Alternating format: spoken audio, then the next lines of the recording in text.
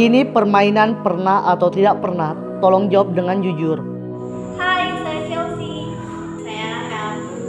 Saya Kadaki. Saya Azra. Saya Dini. Saya Dimas. Saya Ikhlas. Saya Iman. Saya Dina. Pernah nggak bolos sekolah? Pernah. Pernah. Tidak pernah. Pernah kentut di tempat umum? Pernah.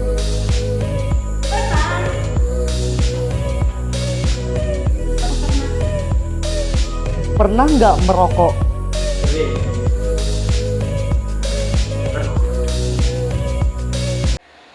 Astagfirullahaladzim. Pernah nggak tidak ke gereja hari Minggu? Pernah. Pernah nggak tidak pernah sholat dalam satu hari? Pernah.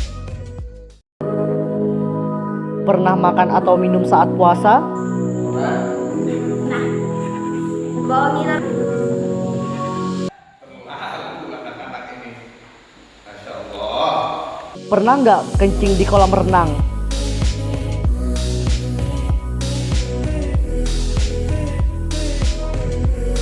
Pernah nggak bohongin orang tua?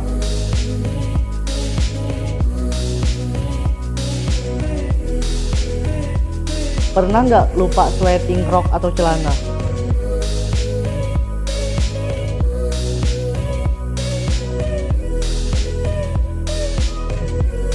Pernah nggak makan atau minum tapi nggak bayar? Ketawa. Ketawa. Pernah nggak kamu? Pernah nggak ketawain teman pas jatuh? Benar. Apa tanggapanmu tentang toleransi beragama di sekolah? Menurut saya, sikap toleransi sangat perlu ditanamkan terutama diri pribadi. Karena kita hidup tidak hanya satu agama, melainkan kita hidup berdampingan dengan agama-agama lain. Budayanya masing-masing dan pasti keyakinannya berbeda-beda dengan agama lain. Kalau misalnya tidak ada toleransi agama, mungkin siswa-siswa di sekolah akan adu mulut tentang agama dan itu bakal sulit buat dipisahkan karena tentang agama. Toleransi beragama di sekolah itu sangat penting karena kan di sekolah kita itu nggak cuma satu umat beragama aja tapi beragam. Jadi kita tuh harus bisa saling menghargai satu sama lain, terus saling menghormati satu sama lain. Kalau itu wajib, soalnya kan kita harus hormat satu sama lain. Terus tuh SMA ini tuh bukan cuma buat satu agama aja, bukan SMA khusus agama Islam. Itu tanggapan saya. Pendapat saya tentang toleransi beragama di sekolah itu bukan hanya menghargai, tetapi bagaimana kita mengerti sebuah agama di sekolah dan sama-sama. Toleransi antar umat beragama itu sangat diperlukan karena bisa mempererat silaturahmi dan menjaga kesatuan dan persatuan. Bisa juga mempererat hubungan kita sesama antar umat beragama. Toleransi antar umat beragama itu dilakukan bukan hanya di sekolah, tapi dimanapun kita berada. Tanggapan saya tentang toleransi beragama di sekolah itu sangatlah penting karena untuk mempertebal keimanan dan keyakinan di diri kita sendiri dan di orang lain. Saya adalah tentang toleransi adalah saling menjaga satu sama lain, menghormati suku-suku, lalu itu nggak boleh saling meledek satu sama lain karena berbeda agama, harus saling menjaga satu dengan yang lain. Tidak boleh memaksa memasuki agama kita karena kita mempunyai agama masing-masing. Tanggapan saya tentang toleransi beragama sangat penting karena di sekolah ini tidak hanya ada satu agama yang berbeda-beda. Tanpa ada toleransi kami pasti bertikai satu sama lain. Sangat penting karena sikap toleransi adalah salah satu sikap mencintai sesama perbedaan, baik itu agama, ras, dan budaya. Karena perbedaan di setiap kelompok itu ada, maka hargailah untuk menghindari pertikaian. Terima kasih. Assalamualaikum warahmatullahi wabarakatuh. Selamat pagi dan salam sejahtera buat kita semua.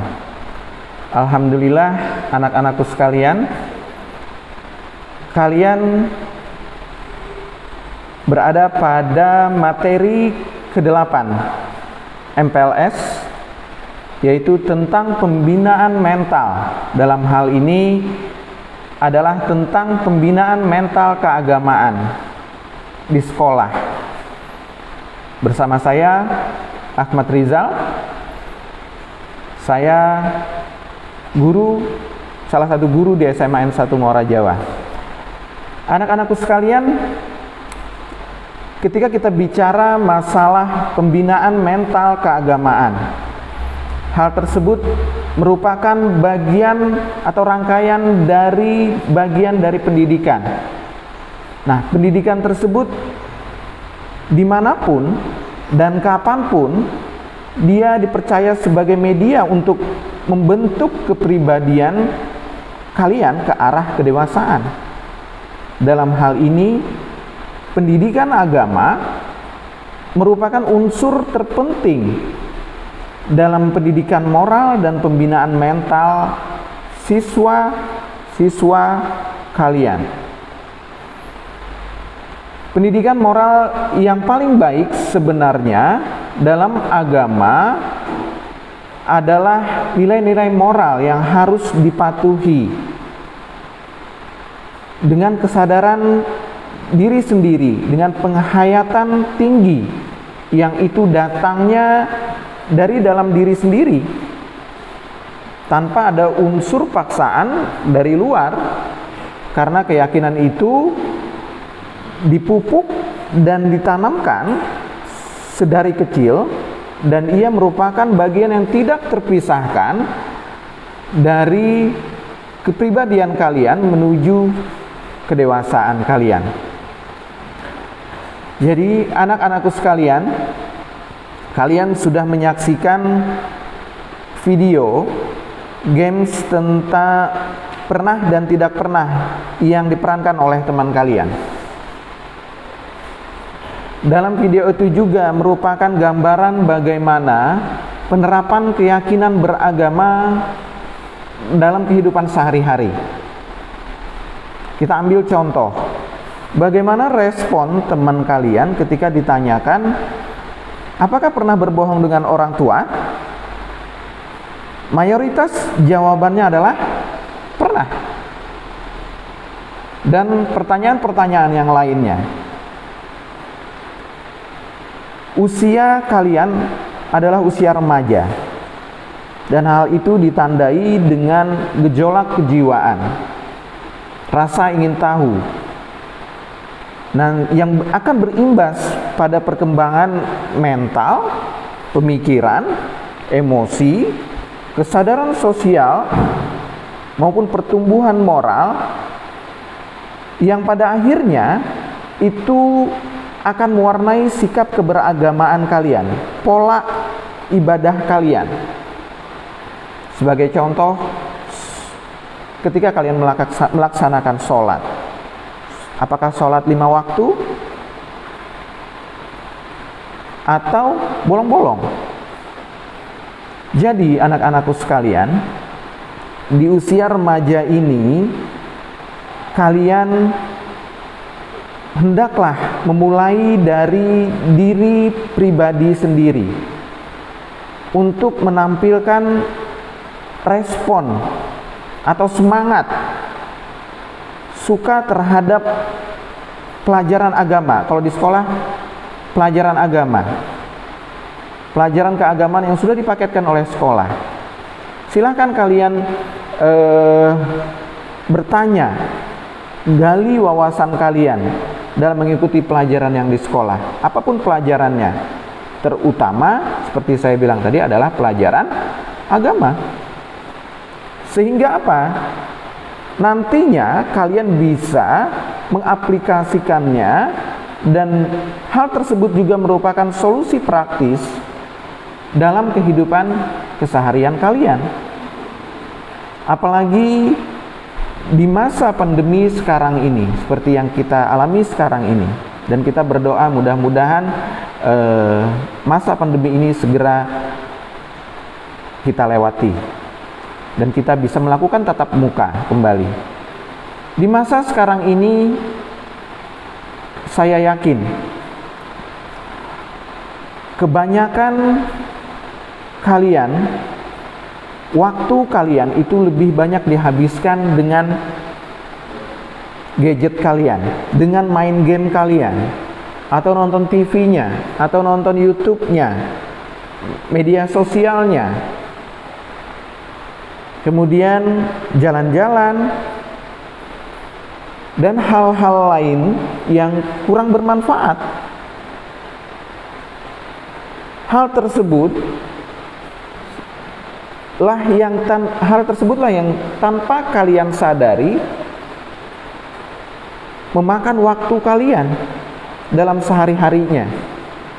Oleh karenanya, dimulai dari diri pribadi kalian sendiri. Kalian sudah remaja, tidak perlu lagi menunggu arahan dari orang tua, arahan dari guru, dan lain sebagainya. Jadilah kalian seorang remaja yang melakukan kegiatan positif, baik itu di rumah, di sekolah, maupun di masyarakat. Sebagai contoh, ketika kalian melakukan aktivitas positif di sekolah misalnya, kalian aktif di kegiatan organisasi, di sekolah ada OSIS, aktif di OSIS, atau aktif kalian di kegiatan-kegiatan ekskul yang ada di sekolah. Di masyarakat, ikut kegiatan keagamaan yang ada di masyarakat. Kemudian untuk membekali diri kalian, kalian bisa belajar berwira swasta atau mengikuti kursus-kursus keterampilan lainnya, di mana itu membekali merupakan skill kalian ke depannya, dan itu sangat penting.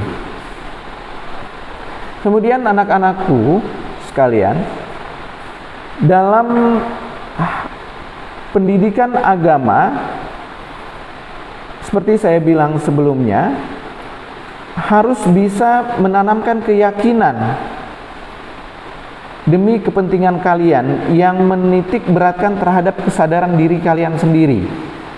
Hal tersebut bisa ketika kalian lakukan, kalian aplikasikan, bisa kalian lakukan dengan bersama-sama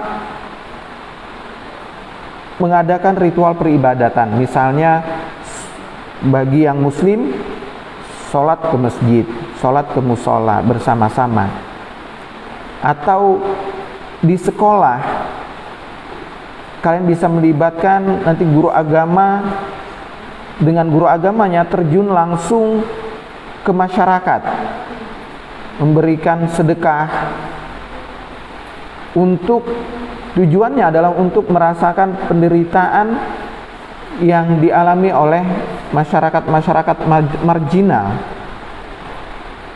Jadi intinya, kalian tidak hanya mendengar atau mengetahui saja tentang pelajaran agama tersebut, melainkan kalian terlibat langsung pada permasalahan yang nantinya ada pada materi pengajaran agama di sekolah. Namun di samping semua itu, harus keterpaduan unsur yang saling berkaitan, di mana unsur keluarga, masyarakat, pemerintah, dan lainnya, yang dimana di situ saling keterkaitan. Karena kita di zaman sekarang ini kita perlu kolaborasi, era kolaborasi, yang dimana satu sama lain harus saling mendukung. Tujuannya apa? Agar tercipta ke depannya generasi muda, remaja itu yang berkualitas. Demikian apa yang saya sampaikan. pada kesempatan kali ini. Mudah-mudahan kita bisa mengaplikasikan apa yang kalian peroleh pada hari ini dalam kehidupan kita sehari-hari. Kita melakukan sesuatu hal yang baik. Jadilah kalian seseorang yang menjadi trendsetter, bukan menjadi follower. Oke, demikian. Saya akhiri, salah khilaf mohon maaf. Saya akhiri. Wassalamualaikum warahmatullahi wabarakatuh.